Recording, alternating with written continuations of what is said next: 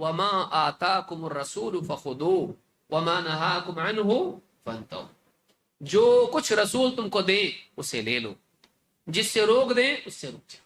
یہ نہیں کرتے کہ کچھ لیں گے کچھ نہیں لیں گے، جو ہمارے مسلک کے مطابق ہو وہ حدیثیں لیں گے، دوسری حدیثیں نہیں لیں گے، یا لیں گے لیکن تاویل کے ساتھ لیں گے۔ ایسا نہیں کرتے، ایسا بھی نہیں کرتے۔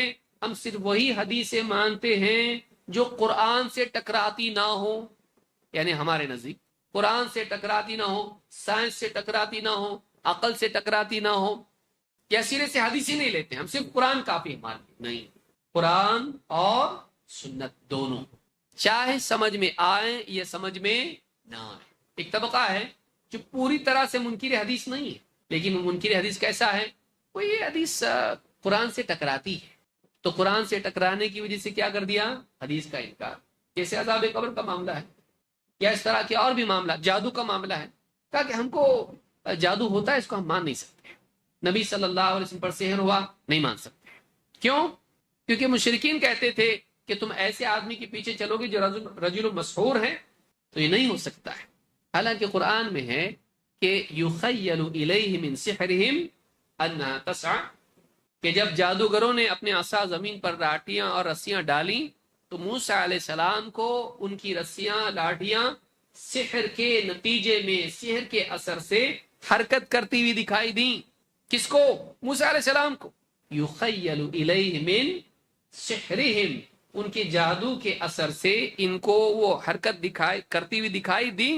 تخیل ہوا، خیال گزرا، دکھائی دے رہا تھا ان کو ایسے، اس کو سحر تخیل کہتے ہیں۔ تو قرآن میں بھی تو ہے، اور حدیث میں کیا ہے؟ آپ کو یہ خیال گزرتا تھا کہ آپ نے ایک کام کیا لیکن نہیں کیا ہوتا تھا، بیوی کے پاس گئے لیکن نہیں گئے ہوتے تھے، اس میں کیا مسئلہ ہے؟ اس میں یہ تو نہیں ہے کہ آپ کو وحی کے معاملے میں اس طرح کا معاملہ ہوا۔ پھر جو آپ نے اگر ایسا مان لیں گے ہم لوگ کہ جادو ہوا نبی صلی اللہ علیہ وسلم پر، تو پوری وحی مشکوک ہو جاتی ہے۔ اچھی بات ہے، یہ بتاؤ کیا نبی صلی اللہ علیہ وسلم بھولتے تھے کہ نہیں؟ بھولنا بشریت کی خصائص میں سے ہے، اور نہ بھولنا، اب دیکھیے اس میں کیسا ہے، دایاں گیا تو بھی مرا، بایاں گیا تو بھی مرا۔ لا یضل ربی ولا ینسا، میرا رب نہ بھولتا ہے نہ خطا کرتا ہے۔ یضل یخطی، اللہ خطا نہیں کرتا ہے۔ لا یضل ربی ولا ینسا، تو رب بھولتا نہیں ہے، تو نہ بھولنا کس کی خصوصیت ہے؟ اللہ کی خصوصیت ہے۔ بندے بھولتے ہیں، نبی صلی اللہ علیہ وسلم کے بارے میں اگر کہے نہیں بھولتے تھے تو اللہ کے برابر کر دیا، اور اگر بھولتے ہیں، مانتا ہے اور بھولے۔ نماز میں سو آپ کو ہوا، ابن قیم کہتے کہ 5 مرتبہ ہوا زندگی میں، تشہد میں ہوا، 2 رکعت پر سلام پھیر دیا، اس طرح سے آپ کو 5 مرتبہ ہوا۔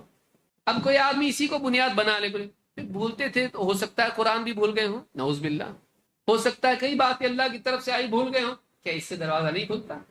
تو اس کا جواب اس کے پاس کیا ہے؟ نہیں، اللہ تعالیٰ یاد رکھاتا تھا آپ کو، آپ وہ چیز نہیں بھولتے تھے، کچھ بھولتے تھے لیکن وہی کا پہنچانا نہیں بھولتے تھے۔ تو جادو میں بھی اس کو ماننے میں کیا رکاوٹ؟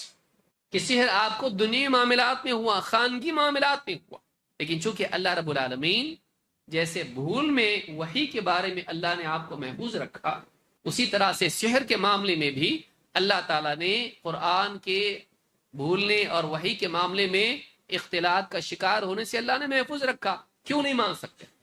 لیکن جب آدمی کی سمجھ بگڑ جاتی ہے تو ایک مفروضہ قائم کر لیتا ہے اور وحی کا انکار کر دیتا ہے، سنتوں کا انکار کر دیتا ہے، اور قرآن میں جو اس کی تعویلات کر دیتا ہے۔ جادو کرنے ہی ماننے والا، قرآن میں ہم کو سورت آخر میں اللہ تعالیٰ نے ہم کو سورت الفلق میں گرہیں لگا کر اس میں پھونک مارنے والیوں کے شر سے اللہ ہم کو بچا، من شر النفاثات فی العقد۔ تو جب جادو کا کوئی اثر ہی نہیں ہوتا ہے تو اس کا شر، اس کے نقصان، وہ گھر میں بیٹھ کے پھونک مار رہی، اس سے اثر ہوگا؟ اس کا شر ہے، جب شر ہے تبھی تو پناہ مانگنے کے لیے کہا۔ لیکن بعض لوگوں نے عقل کی بنیاد پر اس کا انکار کیا اور پھر اس کے بعد میں حدیثوں کا انکار کر دیا۔ ایسی ساری حدیثیں جن میں جادو کا بیان ہے، کہا جادو کی کوئی حیثیت نہیں ہے۔ اللہ تعالی ہم سب کو دین پر جمائے رکھے اور اسلام پر جینے کی اور ایمان پر مرنے کی توفیق عطا فرمائے۔